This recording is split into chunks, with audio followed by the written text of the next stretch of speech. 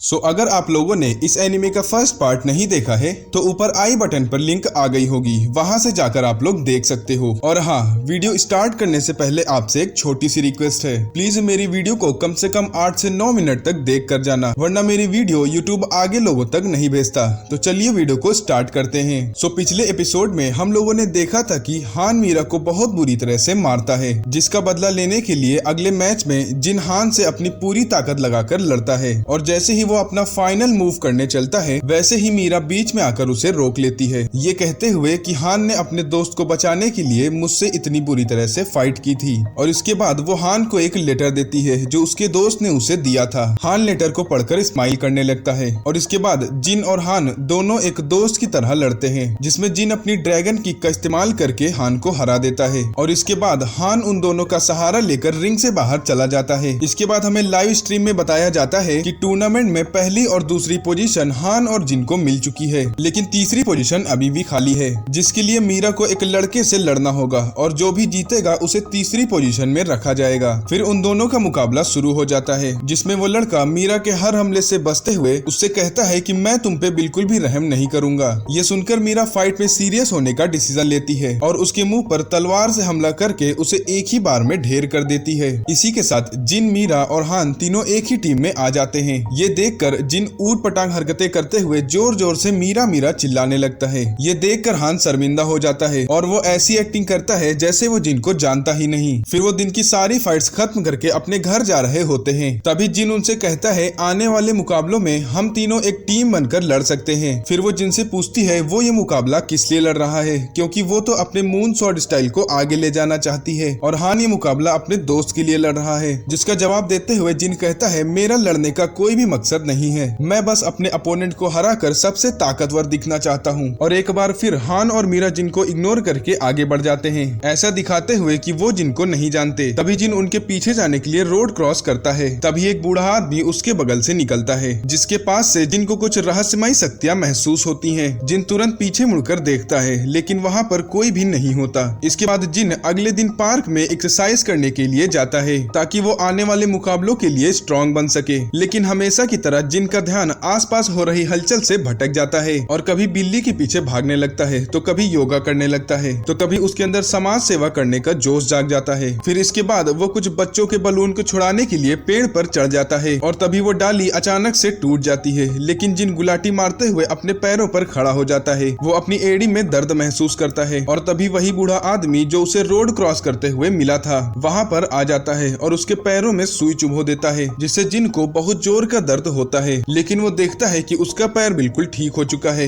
जिन उससे कुछ सवाल पूछने चलता है, लेकिन तभी वो बूढ़ा आदमी अचानक से गायब हो जाता है। दूसरी तरफ मीरा नहा धोकर मॉल में शॉपिंग करने के लिए जाती है, जहाँ पर उसे टूर्नामेंट का रेफरी मिलता है, जो पार्क में मिलकर मीरा से बताता है कि वो पूरी तरह अंधा है और वो भी एक स्टाइल को फॉलो करता था जो मीरा के मून स्टाइल से बिल्कुल अलग था। और वो ये भी बताता है कि टूर्नामेंट के पीछे बहुत ही बुरे लोगों का हाथ है, जिनसे मीरा और उसकी टीम को खतरा है। दूसरी तरफ हान भी पार्क मोजिन से मिलता है और वो हरे बालों वाले बंदे की शक्तियों के बारे में उससे पूछता है, जिसका जवाब देते हुए पार्क मोजिन उससे बताता है कि इन शक्तियों को कैरियोके बोलते हैं और जो भी इन शक्तियों को हासिल कर लेता है वो बहुत ही ज्यादा ताकतवर और खूंखार बन जाता है। और वो हान को चेतावनी देता है कि आगे के मुकाबलों में उसे ऐसे अपोनेंट्स मिल सकते हैं जिनसे लड़ने के लिए हान को खुद को और अपनी टीम को ताकतवर बनाना होगा। इसके बाद हान और मीरा दोनों जिन के घर जाकर बेल बजाने लगते हैं, लेकिन जिन अभी भी नींद में होता है और वो बहुत ही देर में गेट को खोलता है, जिस वजह से मीरा जिन पर गुस्सा हो जाती है। जिन उनसे पूछता है कि तुम दोनों को मेरा एड्रेस कैसे मिला, जिसका जवाब देते हुए मीरा कहती है कि एडमिनिस्ट्रेशन के लोगों ने हमें तुम्हारा एड्रेस प्रोवाइड किया। वो देखते हैं कि जिन ने अपने कमरे में दादाजी की तस्वीर लगा रखी है। जिन उनसे बताता है कि उसके दादाजी बचपन में उसे इस शहर में अकेला छोड़कर पहाड़ों पर चले गए थे और उस दिन से जिन अकेले ही इस शहर में रह रहा है। और तभी मीरा को जिन की मम्मी पापा की तस्वीर मिलती है। जिन उनसे कहता है कि ये मेरे असली मम्मी पापा नहीं है, मेरे दादाजी ने यूनिवर्सिटी के कुछ स्टूडेंट्स के साथ मेरी फोटो खिंचवा दी थी, ताकि मैं जब भी इस घर में किसी को लेकर आऊं तो उसे ऐसा न लगे कि मैं एक चोर उचक्का हूँ। और मुझे तो ये भी नहीं पता कि मेरे असली मम्मी पापा कौन हैं, वो जिंदा भी हैं या नहीं। फिर वो अरीना की तरफ जाने लगते हैं, जहाँ रास्ते में हान जिन और मीरा से पार्क मोजिन के साथ हुई बातों को बताता है और मीरा भी जिन और हान से पार्क में रेफरी के साथ की हुई बातों को बताती है। फिर वो तीनों अरीना में पहुंच जाते हैं, जहां उनका मुकाबला एक नई टीम के साथ होने वाला वाला है। मीरा देखती है कि रेफरी को चेंज कर दिया गया है। तभी उसे पता चलता है कि एक गुलाबी सूट वाले बंदे ने रेफरी को उसी दिन जान से मार दिया था, जो एक बहुत ही पावरफुल ग्रुप का मेंबर है। इसके बाद जिन, हान और मीरा तीनों रिंग में आ जाते हैं, जहां पर वो अपनी अपोनेंट टीम को पहली बार देखते हैं। अपोनेंट टीम में मीरा की एक सस्ती कॉपी, पहलवान और एक शाही बाल वाला बंदा होता है। इसके बाद रेफरी लड़ने के रूल्स बताता है, जो कि बहुत ज्यादा सिंपल होते हैं। जो भी टीम 3 में से 2 मैचेस जीतेगी, वही टीम आज के मैचेस की विनर होगी। पहला मुकाबला जिन और शाही बालों वाले बंदे के बीच में होता है। फाइट से पहले जिन मीरा से बताता है कि पार्क में उसे एक बूढ़ा मिला था, जिसने उसे कुछ एक्यूपंक्चर पॉइंट्स बताए हैं, जिनका यूज करने से वो अपनी अंदर छुपी हुई शक्तियों को बाहर ला सकता है। फिर जिन रिंग में जाता है और अपने एक्यूपंक्चर पॉइंट्स को दबाते हुए अपनी पोजीशन ले लेता है। ये देखकर अपोनेंट थोड़ा घबरा जाता है, लेकिन वो देखता है कि जिन के हाथ और पैर कांपने लगे हैं और उसका शरीर सुन्न हो रहा है। असल में जिन सारे गलत एक्यूपंक्चर पॉइंट्स को दबा देता है। इसी बात का फायदा उठाकर शाही बाल जिन की अच्छे से धुलाई कर देता है। ये देखकर मीरा और हान शर्म के मारे अपना मुंह छुपा लेते हैं। फिर रेफरी शाही बाल को विनर घोषित कर देता है। वहीं मीरा और हान जिन को अपने कंधे पर टांग कर रिंग से बाहर ले जाते हैं। वो बुढ़ा भी जिन की लापरवाही देखकर गुस्सा हो जाता है और अब मैच की जिम्मेदारी हान और मीरा के कंधों पर थी। दूसरा मुकाबला हान और पहलवान का होता है, जो इस पूरे टूर्नामेंट का सबसे सीनियर फाइटर है। शुरुआत में वो दोनों एक दूसरे के ऊपर जबरदस्त मुक्केबाजी करते हुए एक दूसरे की ताकत भांपने लगते हैं। तभी हान पहलवान के ऊपर 2 किक कॉम्बो चला देता है। पहलवान उसकी किक को आसानी से झेल जाता है और उसकी बेल्ट पकड़कर गोल गोल नचाते हुए हवा में फेंक देता है। फिर हान के नीचे आते ही पहलवान उसे एक जोर का मुक्का मारकर रिंग के साइड में फेंक देता है। वो दौड़कर अपना फाइनल मूव करने के लिए चलता है, लेकिन धूल छटते ही उसे दिखाई देता है कि हान मुक्के के साथ उस पर हमला करने के लिए तैयार है। उसके आते ही हान उसे एक बहुत ही जबरदस्त मुक्का मारता है। फिर व्हाइट टाइगर मूव का यूज करके उसके ऊपर ताबड़तोड़ मुक्के बरसा देता है, लेकिन पहलवान उसके हमलों को सहते हुए उसे मुक्का मारकर रिंग के साइड में फेंक देता है और अपने कैरियोके का इस्तेमाल करके एक बहुत ही भारी भरकम हथौड़ा निकाल लेता है। फिर वो हान के ऊपर हथौड़े से हमला करता है, लेकिन हान उस हमले को रोक लेता है और अपने अजूर ड्रैगन मूव का यूज करके उसके हथौड़े को चकनाचूर कर देता है। उस हमले से पहलवान वहीं बेहोश हो जाता है और हान ये मुकाबला जीत जाता है। अगला मुकाबला मीरा की सस्ती कॉपी और असली मीरा का होता है। दोनों रिंग में आ जाती हैं और रेफरी मैच को स्टार्ट कर देता है। दोनों के बीच में हमें बहुत ही जबरदस्त तलवारबाजी देखने को मिलती है। तभी मीरा तलवार मारकर सस्ती मीरा को रिंग के साइड में फेंक देती है। फिर उस पर जबरदस्त हमला करते हुए उसकी तलवार को बीच से काट देती है। ये देखकर हान और जिन के मन में उम्मीद की किरण जाग उठती है, लेकिन तभी सस्ती मीरा को गुस्सा आ जाता है। वो अपने कैरियोके का इस्तेमाल करके एक बहुत ही बड़ी तलवार निकाल लेती है और मीरा पर हमला करके उसकी तलवार को बीच से काट देती है। मीरा उछलकर उसकी तलवार पर चढ़ जाती है और हवा में उड़कर उसे एक बहुत ही जोर की किक मार देती है, जिससे मीरा की सस्ती कॉपी वहीं पर बेहोश हो जाती है और मीरा ये मुकाबला जीत जाती है। फिर वो तीनों रिंग से बाहर आकर अगला मुकाबला देखने लगते हैं, जो नई टीम्स के बीच होने वाला है। पहला मुकाबला हरे बाल वाले लड़के और जियोन के बीच में होता है। जियोन अपने जादू का यूज करके हरे बाल वाले बंदे पर हमला करता है, लेकिन हरे बालों वाला बंदा अपने कैरियोके से शार्क को बुलाकर उसे जिंदा चबा जाने का ऑर्डर देता है। ये देखकर जियोन की टीम से एक लड़की हवा में उछलकर हरे बालों वाले बंदे पर हमला करती है, लेकिन वो अपनी शक्तियों का इस्तेमाल करके उसे जमीन पर गिरा देता है। फिर उसके पास जाकर उसके मुंह पर लाते मारने लगता है। दूसरी तरफ मीरा जिन को बीच में जाकर उसे बचाने के लिए रोकती है, क्योंकि अगर जिन ने इस बार ऐसा किया तो उसकी टीम डिस्क्वालीफाई कर दी जाएगी। जिन मीरा से कहता है मैं तो रुक जाऊंगा, लेकिन हान को कौन रोकेगा। हान रिंग में जाकर हरे बालों वाले बंदे के मुंह पर लात मारकर उसे साइड में कर देता है। फिर वो दोनों लड़ने के लिए आगे बढ़ते हैं, लेकिन रेफरी बीच में आकर उन्हें लड़ने से रोक लेता है, ये कहते हुए कि अगर उन दोनों ने कुछ भी किया तो उन्हें डिस्क्वालीफाई कर दिया जाएगा। इसी बात का फायदा उठाकर जियोन अपनी शक्तियों का इस्तेमाल करके हरे बालों वाले बंदे को शॉक दे देता है, लेकिन वह उसके हमले से बच जाता है और अपनी शक्तियों का इस्तेमाल करके शार्क से उसके टुकड़े करवा देता है। इसी के साथ हरे बालों वाले बंदे की टीम जीत जाती है, लेकिन हान को अगला मुकाबला खेलने से रोक दिया जाता है। इसके बाद अगला मुकाबला एलपीओ की टीम का होता है, जिसमें एलपीओ की टीम पहला मुकाबला हार जाती है, लेकिन एलपीओ अपने साथियों से नाराज न होने के लिए कहता है, क्योंकि उसे अपने ऊपर पूरा विश्वास है कि वो ये मुकाबला जीत सकते हैं। फिर अगला मुकाबला एक हट्टे कट्टे लड़के और सीधी सादी लड़की का होता है। फाइट स्टार्ट होते ही हट्टा कट्टा पहलवान उस लड़की को दबोचने की कोशिश करने लगता है, लेकिन वो लड़की सही समय का इंतजार करके उसके मुंह पर लात मारकर उसे नॉकआउट कर देती है। इसके बाद अगला मुकाबला तेज तर्रार एलपीओ और एक माफिया गुंडे का होता है। मुकाबला स्टार्ट हो जाता है और एलपीओ अपने कैरियोके का इस्तेमाल करके चारों तरफ ऑरा बना देता है। इससे आसपास बैठी हुई ऑडियंस पूरी तरह घबरा जाती है, लेकिन माफिया बिल्कुल भी नहीं नहीं डरता। वो अपना सीना तान कर एलपीओ के सामने खड़ा रहता है। इसके बाद वो एलपीओ पर हमला कर देता है, लेकिन एलपीओ उसके हमले को रोकते हुए उसके ऊपर ताबड़तोड़ हमले कर देता है और जोर का पंच मारकर उसे रिंग के साइड में फेंक देता है। माफिया को गुस्सा आ जाता है। इसके बाद वो एलपीओ पर हमला कर देता है, लेकिन एलपीओ उसके हमले को रोकते हुए उसके ऊपर ताबड़तोड़ हमले कर देता है और जोर का पंच मारकर उसे रिंग के साइड में फेंक देता है। माफिया को गुस्सा आ जाता है और वो दौड़कर एलपीओ के ऊपर हमला कर देता है, लेकिन एलपीओ उसके हमलों से बचते हुए उसके गोटे दबा देता है। वैसे इसका रिएक्शन देखकर तो यही लग रहा था, कमेंट में बताना।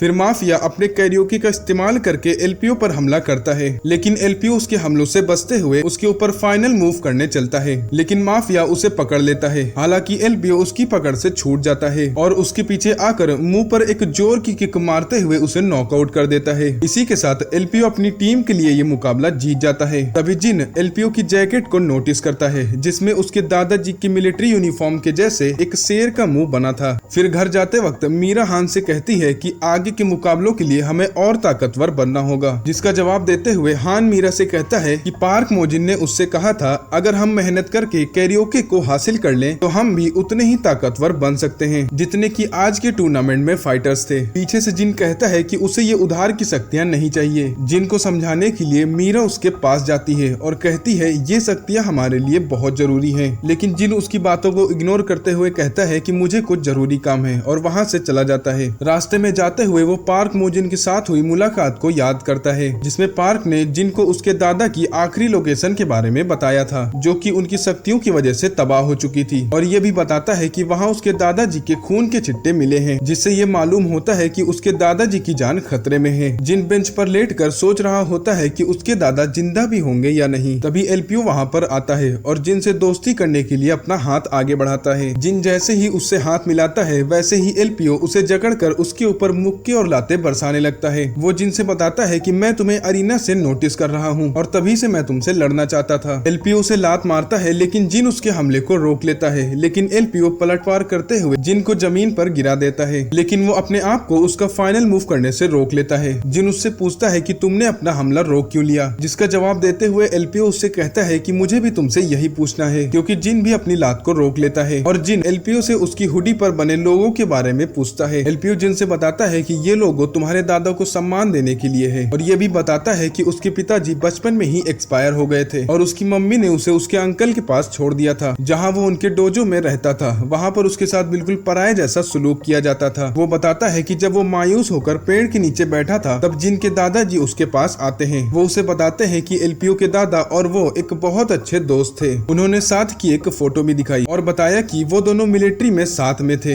वो उसे एक किताब पकड़ाते हैं जिसमें कराटे के बारे में लिखा था और कहते हैं कि ये किताब एलपीओ के दादा ने लिखी थी और मरने से पहले उन्होंने दे दी थी। जिनके दादा उसे कभी न डरने के लिए बोलते हैं और किताब से कराटे सीखने को कहते हैं, ताकि एलपीओ एक ताकतवर आदमी बन सके और अपने दादा का नाम रोशन कर सके। वो दोनों बैठकर बातें कर रहे होते हैं। इतने में एलपीओ अचानक से जिन के पीछे हाथ लगा देता है। जिन पीछे मुड़कर देखता है कि एलपीओ ने उसे सार के हमले से बचा लिया है। दरअसल हरे बालों वाले बंदे को एलपीओ ने एक फाइट में बहुत बुरी तरह से मारा था और तब से हरे बालों वाला बंदा एलपीओ से बदला लेने के लिए उसके दोस्तों को चोट पहुंचाता है। एलपीओ उससे कहता है कि मेरे दोस्तों को नुकसान पहुंचाना बंद करो, अगर तुम्हें लड़ना है तो रिंग में आकर लड़ो। वो कोई जवाब नहीं देता और हंसकर वहां से चला जाता है। एलपीओ जिन से बताता है कि इस बंदे का नाम जीगल है, जो बहुत ज्यादा खतरनाक फाइटर है। जिन एलपीओ से उसके हाथ के बारे में पूछता है, लेकिन उतनी देर में एलपीओ का हाथ अपने आप ठीक हो जाता है। दोनों एक दूसरे से बाय बोलकर अपने अपने रास्ते चले जाते हैं। अगले दिन हान रेस्टोरेंट में कोऑर्डिनेटर से मिलता है, जहाँ पर कोऑर्डिनेटर अपने 2 के सिक्के को ढूंढ रहा होता है। दरअसल उसकी ऊटपटांग हरकतों की वजह से उसकी सैलरी काट ली गई है और अब वो 1-1 रुपए का मोहताज है। हान उससे कहता है कि अगर वो उसे कैरियोके का इस्तेमाल करना सिखाएगा तो बदले में वो उसे रोज फ्री डिनर देगा। कोऑर्डिनेटर थोड़ा सोचकर कैरियोके सिखाने के लिए हाँ बोल देता है। अगले दिन हान और मीरा के पास एक मैसेज आता है, जिससे उन्हें पता चलता है कि आज जिन का बर्थडे है। वो दोनों जिन के घर बर्थडे सेलिब्रेट करने के लिए पहुंच जाते हैं, लेकिन जिन मुंह फुलाकर अपने दादा को याद कर रहा होता है। उसको खुश करने के लिए वो दोनों बढ़िया बढ़िया खाना बनाते हैं। फिर वो तीनों बैठकर खूब मजे से खाते हैं। अगले दिन सुबह होते ही जिन के पास एक लेटर आता है, जिसमें उसके दादाजी जख्मी हालत में दिखाई दे रहे थे। तस्वीर के पीछे उनका एड्रेस लिखा होता है और ये भी लिखा होता है कि उनकी जान खतरे में है। जिन तुरंत वहाँ से जाने का फैसला करता है, भले ही उसे आज का मैच क्यों न छोड़ना पड़े। वो साइकिल उठाकर तेजी से अपने दादाजी के पास निकल पड़ता है, ये सोचते हुए कि मैं मुकाबला मुकाबला शुरू होने से पहले वापस आ जाऊंगा। दूसरी तरफ हान और मीरा जिन को हर जगह ढूंढ रहे होते हैं, लेकिन जिन उन्हें कहीं भी नहीं मिलता।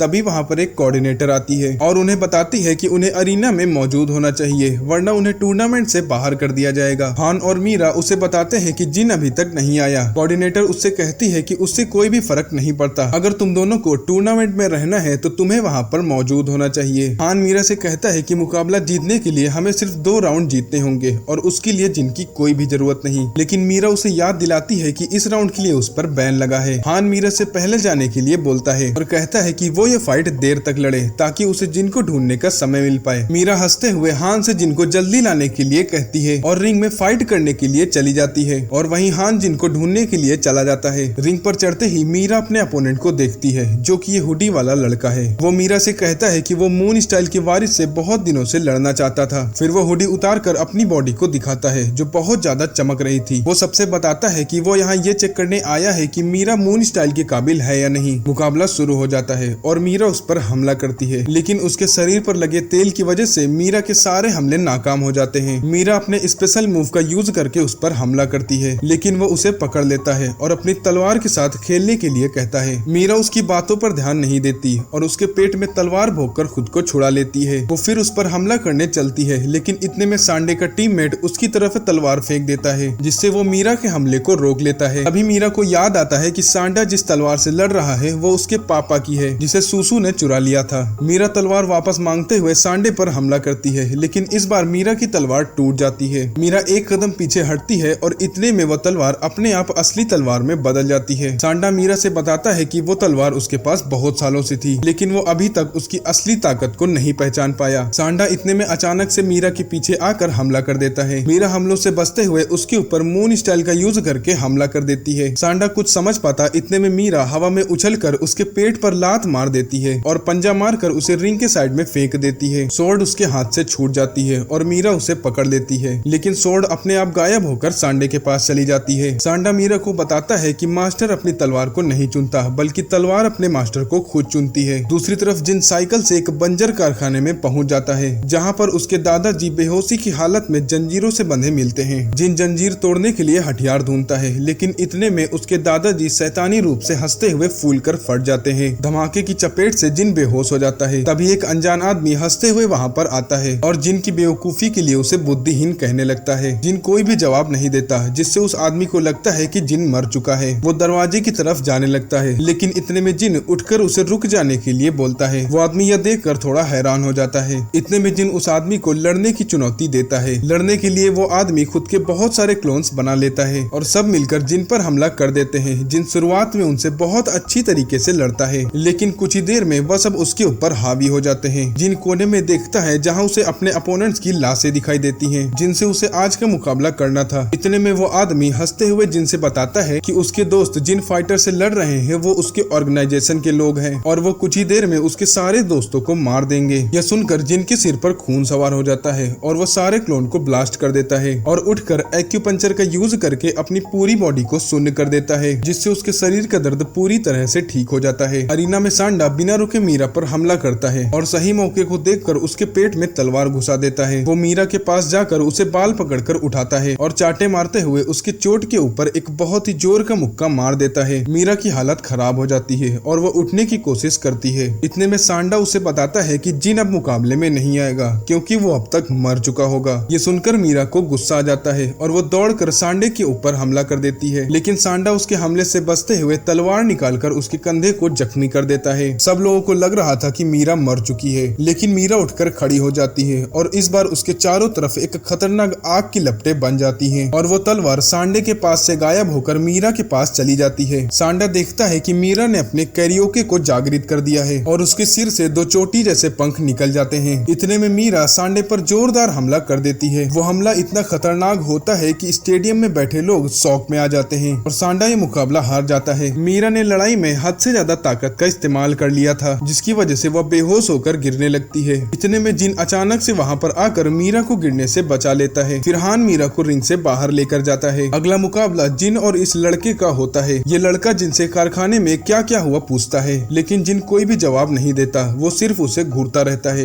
लड़का तुरंत अपने कैरियोके का इस्तेमाल करके जिन पर हमला करता है, लेकिन जिन उसके सारे हमलों से बच जाता है। वो लड़का जिन को तलवार भोंकने जाता है, लेकिन जिन आसानी से उसके हमले को रोक लेता है। फिर जिन अपनी ड्रैगन किक का इस्तेमाल करके लड़के को बुरी तरह से मारते मारते मुकाबले को आखिरी कगार पर ले आता है, लेकिन वो लड़का हमले को सह जाता है और इस बार जिन अपनी ड्रैगन किक को दुगना कर देता है और उस लड़के को जान से मारकर ये मुकाबला जीत जाता है। मैच के बाद पार्क तीनों को अपने कमरे में बुलाता है और कहता है कि जिनसे उन्होंने अभी मुकाबला किया है वो लोग हाई स्कूल के स्टूडेंट्स नहीं थे, बल्कि वो सीक्रेट सोसाइटी नॉक्स के मेंबर थे। हान पार्क से तीनों को ठीक से समझाने के लिए बोलता है। पार्क बताता है कि नॉक्स के मेंबर शैतानों की पूजा करते हैं और वो किसी भी दूसरे भगवान को नहीं मानते। वो लोग बाकी सभी भगवानों के एग्जिस्टेंस को खत्म करना चाहते हैं, इसीलिए वो गॉड ऑफ हाई स्कूल के फाइटर्स और ऑर्गेनाइजर्स को निशाना बना रहे हैं। पार्क कहता है कि तुम लोग चाहे जहाँ भी हो, लेकिन हमेशा सतर्क रहना, क्योंकि उन्हें नहीं पता है कि कौन कब उन्हें निशाना बना रहा। जिन पार्क से दादाजी के बारे में पूछता है, लेकिन पार्क कहता है कि तुम सब चाह कर भी इतने महान आदमी को नहीं बचा सकते, क्योंकि अगर वो तीनों ऐसा करते हैं तो उनका काम और बेकार कर देंगे। पार्क जिन से ये भी कहता है कि अगर जिन ये टूर्नामेंट जीत जाता है तो वो उसे उसके दादाजी की थोड़ी सी इन्फॉर्मेशन दे देगा। ये सुनकर जिन फैसला करता है कि वो किसी भी तरीके से ये टूर्नामेंट जीत कर रहेगा। फिर अगले दिन उनका मुकाबला एलपीओ की टीम के साथ होता है। सारी ऑडियंस बहुत ज्यादा खुश दिखाई दे रही थी, क्योंकि ये मुकाबला उनके फेवरेट टीम्स के बीच होता है। पहला मुकाबला हान और इस लड़की का होता है। रेफरी मैच को स्टार्ट कर देता है। दोनों एक दूसरे के ऊपर ताबड़तोड़ लाते बरसाते हुए मुकाबले की शुरुआत करते हैं। तभी लड़की अपनी टेक्निक का यूज करके हान को एक तमाचा मार देती है। हालांकि हान हमले को ब्लॉक कर लेता है। हान भी रिटेलिएशन में उसे उठाकर फेंक देता है। वो लड़की कुछ समझ पाती इतने में हान उसके नजदीक आ जाता है। वो अपना फाइनल मूव करके मुकाबला खत्म करने चलता है, लेकिन उसे चक्कर आ जाते हैं और वो घुटनों के बल गिर जाता है। एलपीओ को समझ आ जाता है कि लड़की ने जो हमला शुरुआत में किया था उसका असर अब हो रहा है और हान को वापस होश में आने के लिए कुछ सेकंड्स का समय लगेगा। लड़की मौके का फायदा उठाकर तुरंत हान पर हमला कर देती है। हान उस हमले को अपने कंधे पर ले लेता है, जिससे रिंग में चारों तरफ दरार आ जाती है। इतने में हान वापस होश में आ जाता है और रिटेलिएशन में उसे लात मारकर रिंग के साइड में फेंक देता है। वो लड़की हमला झेलते हुए उठकर खड़ी हो जाती है और कूदकर हान के ऊपर हमला करने चलती है,